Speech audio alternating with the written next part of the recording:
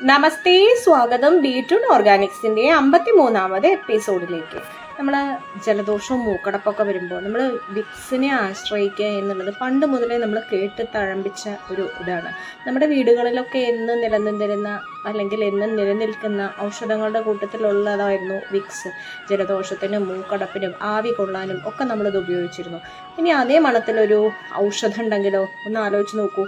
അതെ, അതാണ് വിക്സ് തുളസി. Mouth റെഫ്രഷ്നർ brand, mint തുളസി എന്നൊക്കെ അറിയപ്പെടുന്ന നമ്മുടെ വിക്സ് തുളസി പേസ്റ്റ്, മൗത്ത് വാഷ്, സൗന്ദര്യവർദ്ധ വസ്തുക്കളൊക്കെ നിർമ്മാണത്തിന് ഇത് എടുക്കാറുണ്ട്.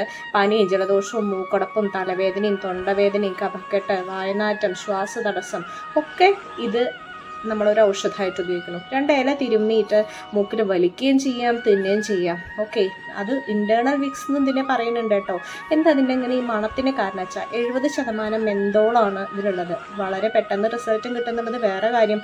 ചുക്ക് കാപ്പി വയ്ക്കുമ്പോഴും അതിൽ 2 ഇല ഇട്ട അസലാണ് കേട്ടോ.